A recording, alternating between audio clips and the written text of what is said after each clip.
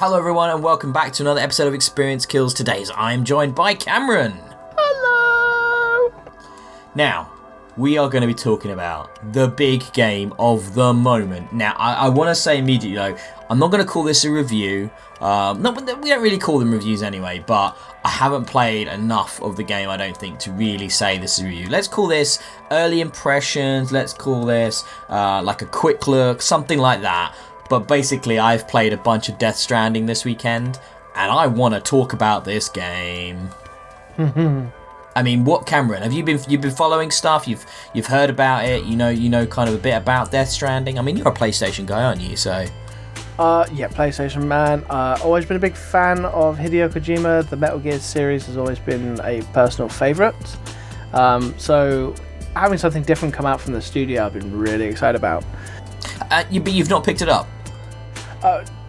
Yes. Sorry. Yes, I have. I've been following the gameplay. I've been following trailers. I've been following a couple of streamers here and there to see kind of how it all plays out. But it's I haven't been getting too invested in like the videos for the story and stuff because I do want to play it for myself and I don't want to ruin too much for myself. You know. So you're gonna get it. You're gonna get it at some point.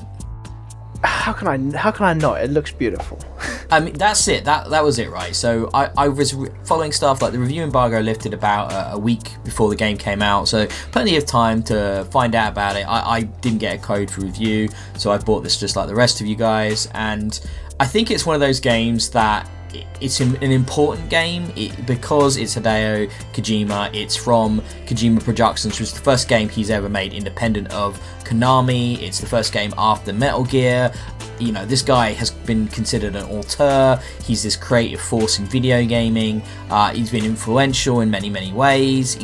And it's an important game to look at for all of those reasons, and because after 3 years of hype and teaser, nobody being quite sure what this game is, I think it's been built up in this huge way, and I was like, I have to experience this regardless of some of the negative things I'd heard, regardless of some of the hype.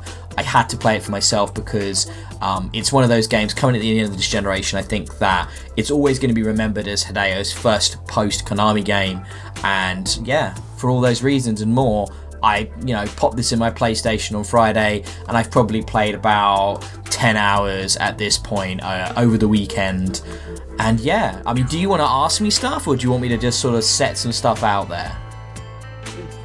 Set me up, okay. in a loving, possible way without ruining too much for me. Sure. Well, I'm still early anyway, so spoilers are kind of relative anyway. But basically the game is a delivery game. The game sets you up, you're Sam Porter Bridges, and you're this guy that in this post-apocalyptic world in which the dead now kind of coexist next to the living, but not in a good way. Like, they're pissed, and when the dead connect with the living, they cause these things called void outs, which are basically nuclear explosions that wipe out huge parts of the United States. The United States is now completely shattered and splintered. Visually, it looks a lot like kind of Icelandic Highlands of Scotland kind of combined wilderness. So there's a stark beauty to it. And there are so many crazy story concepts going on in here. I won't go through them all. You've got the typical kind of cast of over-the-top characters with somewhat ridiculous names. That's very much a Hideo Kojima thing. And you're put in this world basically to deliver parcels between settlements and to sort of... I mean, it's basically Fetch Quest, the video game in many ways. Go here, take a thing with you, deliver it somewhere. But it's strange because I do think that a lot of people will be put off by the fact that this is Kojima making a game with a lot less combat in it. There's hardly any combat compared to Metal Gear. In the 10 hours I've played, I've mostly avoided the ghost things and just taken parcels. And it's the stamina system. It's all about how you carry your load. The traversal is really interesting because it's momentum based. So like if you've got loads of heavy shit on your back that you're carrying between these different outposts, you might fall over and injure yourself. You have to be careful when climbing and descending mountains, when forging rivers. that's kind of the core gameplay, much more than combat. And he's trying to set things out here. He's trying to convey a message. He's trying to talk about how it feels to be, a gamer and to be isolated from those around you, playing a solitary experience. And this is a game that very much talks to loneliness and being isolated and being unable to connect with people and try to bring those connections between people. And it does that in fascinating ways. One of the big core parts of this game that I don't think anybody realized until people started getting hands-on with it is the social aspect, which is this connected universe that you experience Death Stranding through. So it pulls and populates the world with other things that other players have constructed. Say they've put down ladders, or they've set up ropes, or they've put down signs a la Dark Souls. And when you interact with those things, you can like them. There's no negative interactions, but you can just like them, upvote them as you were, and that feeds back to the players who have done it. And that's really interesting. And that's, he's really trying to talk about the social aspects of life, the social aspects of gaming, and framing it in this narrative and framing it in this world. And I love the fact that it has a message, that he is talking about these things, the politics of the world we live in, and he isn't trying to make a AAA game devoid of those issues, a game purely for entertainment's sake.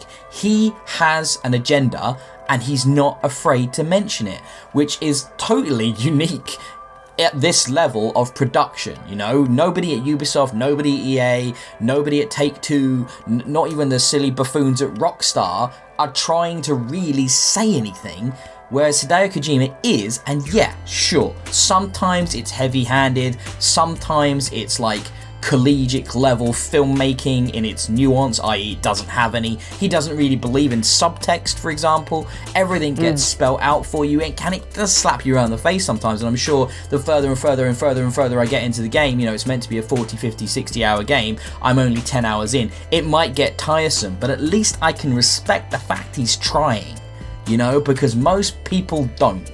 So I kind of love that about this. So after all that, ask me things.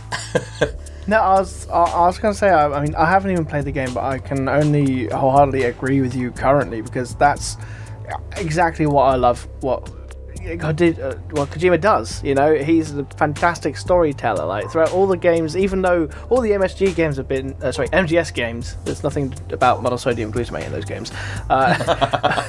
All the MGS games have all been like fantastic story, very convoluted, but it's not as if like you have to go into too much deep lore to figure out what's going on, and it is spelled out for you, and that's what is absolutely fantastic about everything he does. It's all interconnected, it's all right there and accessible for everyone, really. They don't have to know. I wouldn't say he was a fantastic storyteller, but I would sort of accept the fact that he tries to tell stories. He tries to maybe deal with stuff in Metal Gear to do with things like private military corporations, the invasiveness of governments, the ideas of nuclear proliferation. He tries to tackle subjects that are big and important and social and political. He doesn't always necessarily do it well, but he does it in a way that doesn't shy away from the fact that they are important. And I think what you see in so many video games, especially say Ubisoft, really stands out at the moment. They're trying to make these games which are set in now, Ghost Recons and the Divisions, and they try to set in these like very sort of active socio-political spaces, and yet they try and say nothing with them. They just use it as a backdrop to make a shooty bang bang game. Whereas Death Stranding is all about trying to say things about the environment and about how we look after each other and how it's important to stay connected with those around you, and how you can be lonely and how the world might ignore you and yet you can still be important. And I think he is trying to say all of this, and sometimes it does hit you over the head. Sam is like the most laconic sort of the way Norman Reedus delivers a performance is so just sort of sapped of emotion, and he's so removed from society. But yeah, I'm hoping through the course of the game, maybe we'll find him open up and connect and actually forge these relationships, connect the strands of society, which is all these sort of terminology that he layers on very heavily in Death Stranding. And I think it's a brave game, and I think it is a stunning game. It's using the Horizon Zero Dawn engine, and it looks fantastic. The world of this post-apocalyptic United States is so beautiful in its starkness, and you do want to explore it and look around it and really bask in its void of beauty. It's just so evocative and pretty to look at. I really enjoyed sort of traversing these spaces, just being a postman, which is basically what you do in the game, which is not going to be for everyone, I can tell you that much. Totally. So you say he's got like a balance, a stability mechanic, you say, in the game. Yep. Did I catch that? Yeah, I'm assuming like what you're carrying and stuff, like you can just slip and break an ankle sort of thing. So it's a combination of a stamina mechanic and a stability mechanic. So if you've got lots of stuff on your back and you're running, the momentum of the swaying will maybe throw off the center of gravity of Sam, so you have to like slow yourself down, hold on to the straps of your backpack, try and get a better handle of what's on there, otherwise you topple over and will take damage and maybe spill your cargo all over the place off of a cliff, to places that make it really hard to get hold of it. One of the hardest things is forging rivers, so you have to again sort of take into account your momentum, how the water will drag on all the backs, on the stuff on your back, how you have to be very careful, and as your stamina drains, if it drains out in deep water, you'll get washed away, all your cargo goes spilling everywhere down the river, which you then have to chase after and stuff. And that's a whole, there's lots of mechanics involved with just traversal from going A to B, which is very unlike most open world games, because usually it's just, you just run around and you go wherever you want to go and it's easy.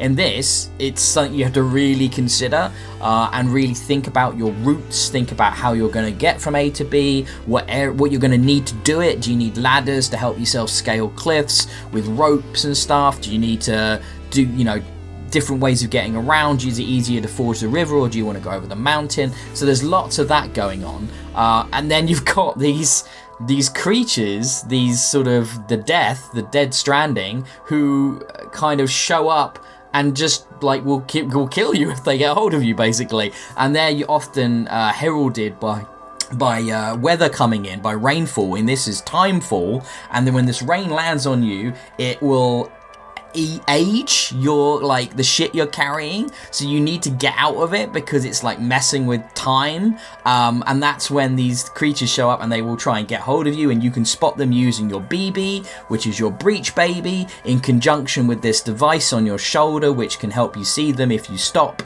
and you can hold your breath to avoid them, and you have to sneak past them, but you can throw your bodily fluids at them to disrupt them. Yeah, this game is fucking crazy, mate, but it's got ideas coming out of its arsehole. I mean, it's hard not to enjoy it because it's so audacious and so weird and silly and fresh and original, and it's compelling for all of those reasons, but yet it's American Truck Simulator, at its gameplay. Brilliant.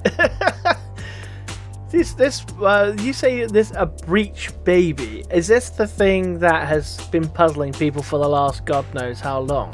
Like with the trailers and stuff, the little thumbs up baby. Yeah, that's the breach baby. Or there are multiples. They're treated by people at Bridges, which is the corporation you work for, as like commodities, not as children. So it's like, it's not working anymore, you're gonna have to dispose of it. Chuck it away to the incinerator because it's no good, it's broken, things like that. You have to get a new one, that sort of thing. It comes up quite a lot, and Sam always looks a bit like, what, when they say that, but they treat them as these commodities. But basically they're a connection between the living and the dead, so they help you see the ghosts of the dead which now inhabit the world. So it's kind of like this these entities come from. There's a place like neither living nor dead. You said, so like a limbo sort of thing. Is it sort of like a horde of creatures? Are they kind of solitary monsters? Are they massive, like, planet destroyers? Or they all of the above? All of the above. I mean, they are the dead. They are the dead. So because problems arise when someone dies, because when someone dies, they kind of connect to the world of the dead, and that can cause a void out, which I mentioned at the beginning, which is like a nuclear explosion going off. Now, I'm still getting to grips with all of this language and terminology. I'm still only like 10 hours in. But there are terms and concepts at play here which are completely new and original, and you just kind of have to throw yourself into it, because there's no real logic to a lot of it. A lot of it just seems completely crazy, and it all kind of starts to come together, and things do coalesce and connect, but there is technology at play here, there is mythology at play here, there are science fiction elements, there are fantasy elements, there's just so much going on that it's wrapped around this American truck simulator, and it's such a strange thing. I mean, the combat is kind of very much a side aspect to all of this, because when you mostly want to avoid combat and stealth your way through encounters. Now there are human enemies in this game as well. There are like this faction of dissidents, and there's also these guys called mules. Now mules are brilliant. Mules is such a fun concept because they are like what you are, a porter gone bad, where they've gone kind of crazy, and now all they want to do is steal other people's packages and then just sort of hoard them for themselves, like an evil postman. Yeah, like DHL or DPD. When your parcel goes missing somewhere in transit, and they say they don't know where it is, but they do. They've hidden it. And it's kind of like that, yeah, like evil UPS. So weird.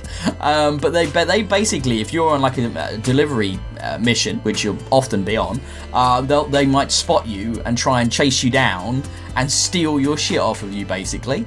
But combat in the game, later into the game, it takes a while. You do get weapons and stuff. But what you really want to focus on is non-lethal, because if you kill someone, you have the potential of causing a void out. Which is this huge explosion which will kill everyone. So you don't really want to do that. So you have to think about like disabling people and like tying them up and stuff like that rather than killing them. So it's kind of interesting because it's almost pacifistic in its game design. It strongly suggests that Hideo isn't a big fan of violence. He's much more about trying to deal with things in a peaceful way, in which the themes of the game are all about connection and survival, and so killing people is the antithesis of this, which is interesting because most games, when they deal with survival, kind of imply the best way of surviving is to murder everything you see. So this is the opposite of that. So I think that's again a very interesting piece of commentary, and again he's got a message, and he's got an ideology here, and he's got themes he really wants to play at, and he commits to them. And I respect that a lot from a perspective of this is a creator trying to set out, something he believes in. And it doesn't always work. And once again, it will not be for everyone, because it is not a conventional video game. That's for sure. Of course not. So the message he's trying to send, DPD, where the hell is my package from 3 weeks ago? Do you know what? He might have had a really bad experience with UPS one time, and that's just been playing on his mind. From now on, all bad guys shall be delivery men. But also good guys. Like, you're a delivery man, but there are bad delivery men as well who don't deliver things. Okay, that's what makes them bad. Private courier, that's why. That's the difference. It's a private courier. Yeah, you spend a lot of money to get more money to get Sam services, yeah. So I've been told there's a kind of a light bit of multiplayer functionality. Yeah, I touched on it, didn't I? Yeah. Yeah. So is it something that directly affects like yourself? I mean, I think it's just single player though, is it? So it's not like you're going into other people's version of the world or anything, is it?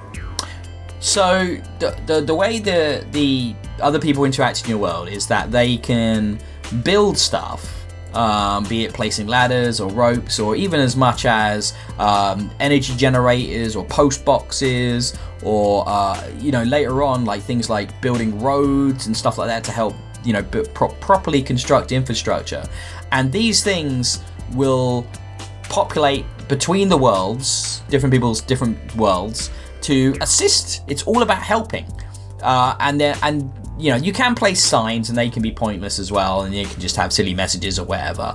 But mostly, I've noticed people do it to warn you of hazards, or to point you in the right direction where it comes to, say, forging a river, or the best place to climb a mountain, or just point you at things that they've built so that you can give them extra likes. But it's all because the only way of giving feedback is a like, a thumbs up. Everything is helpful, really. There's no trolling, there's no kind of stupid shit that isn't helpful because they won't get likes. So everything that you put down in the world is generally there for a reason, that is to make, your life easier. There is obviously some kind of limitation at play here in the background, because it's not like the world is just covered in shit. There's obviously a limit to the amount of stuff being pulled through over the network. I don't know how it's worked out. I have no idea what the algorithm is. There's also something at play where the timefall will erode people's constructions, so the rainfall that happens in the game. So it's not like everything is permanent either. Things will appear and then disappear and stuff like that later on. So their stuff will get worn away as well. Yeah, exactly. So I don't know what's happening in the background, but it's really cool. It's a really nice thing where you're walking along, you know where you're headed, and you've got to forge a river, and there's a ladder there waiting for you to help you get across, or there's a rope there waiting to help you climb up the side of a mountain, and then when you go down the other side, you'll put your rope down, or you'll use a ladder, and that'll be there in someone else's world to help them. So while the experience is inherently lonely and isolationist, as Sam, you're actually connecting to this wider world and assisting people. So there is something really cool about that.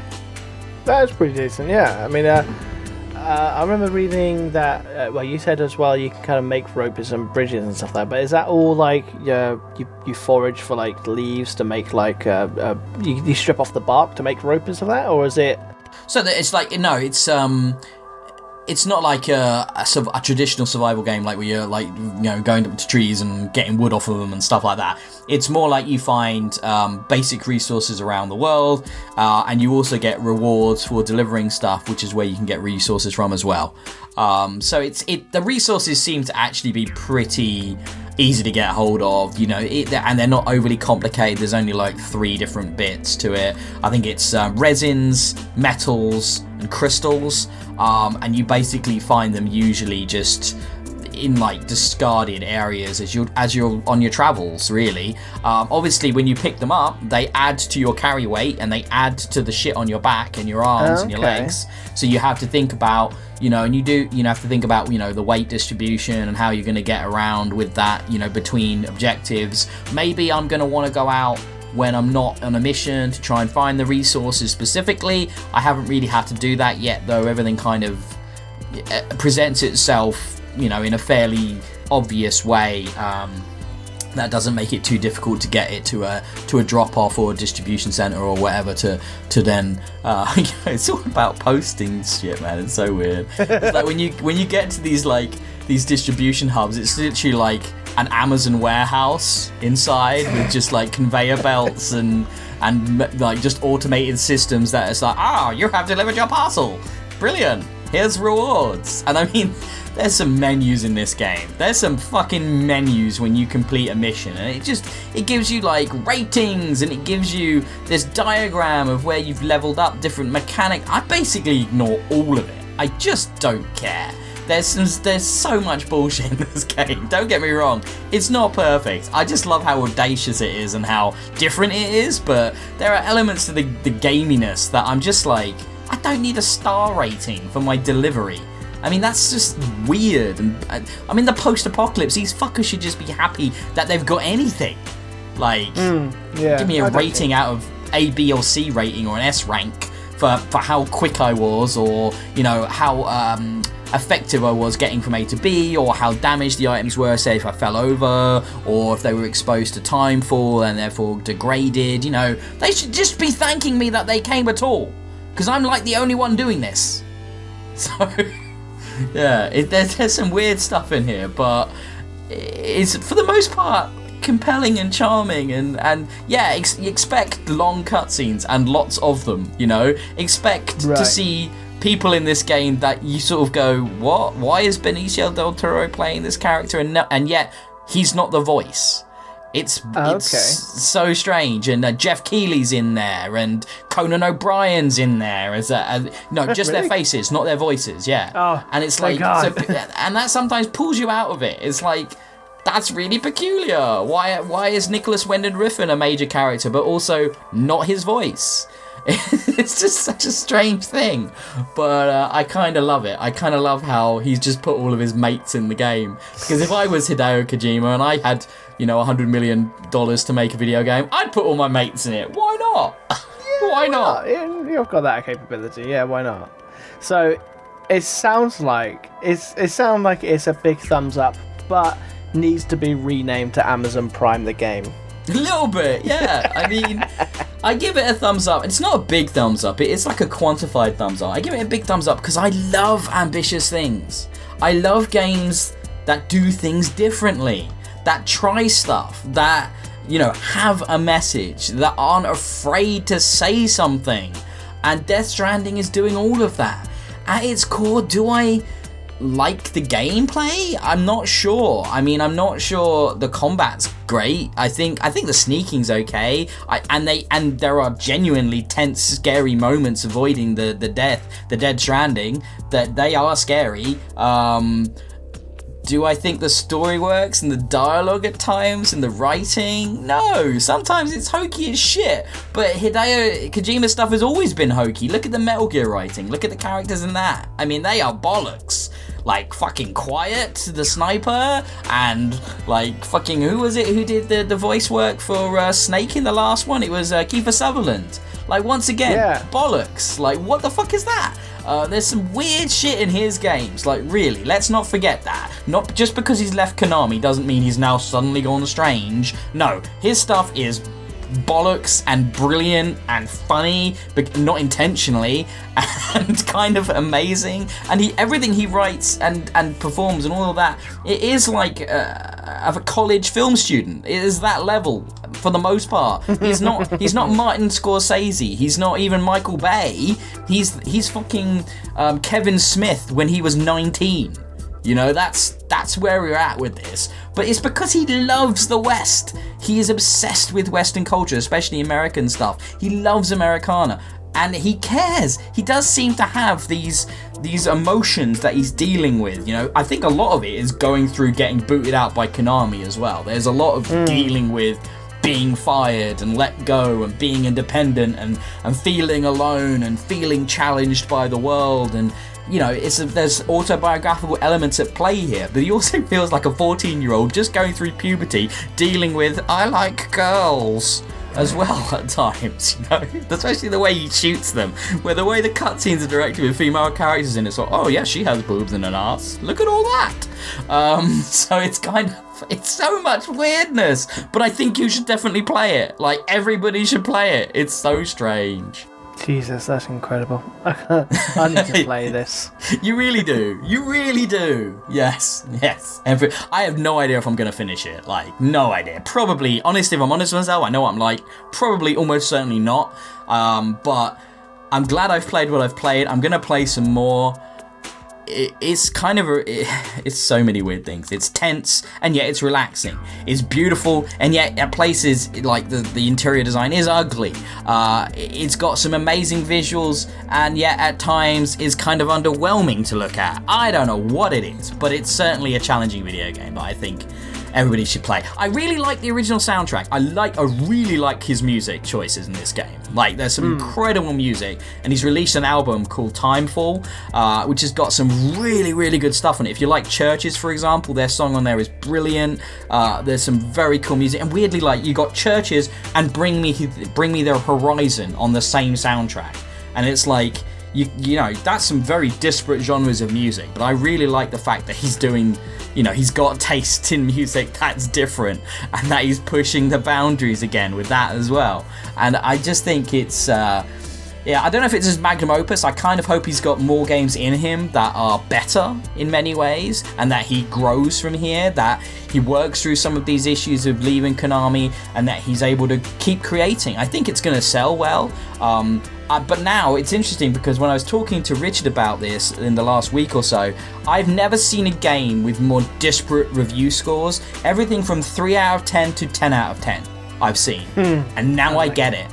Now I get it. It's like, this is a weird game, but it's an important game, I think, and you should play it for yourself. I will. Good. Whew. Half an hour on Death Stranding and it wasn't even a review. Wow. That was a hell of a conversation, Cam. Thank you for listening to me. I hope it was interesting, was it, to hear my thoughts? As soon as it's payday, I'm getting it. Good. Well, I don't know if that was because of me, but good.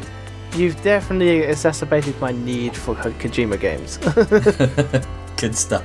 That was another episode of Experience Kills then. If you found that interesting, please give it a like and subscribe. Please find us on Twitter at Experience Kills. You can find me at DIYE, and you can find Cameron at Camelot. That was quite a long episode, and if you don't want to sit in front of YouTube and watch the whole thing, you can listen to us on the go as well via the fact that everything we do is out as a podcast as well in an audio only format. So look, we're just trying to make it as easy as possible. Look, there's no Patreon to pay for. I don't ask you to send me money via PayPal. I just want a like and subscribe. That's all I need for my validation. Just like in Death Stranding. Just give me a thumbs up. That's what I need from you.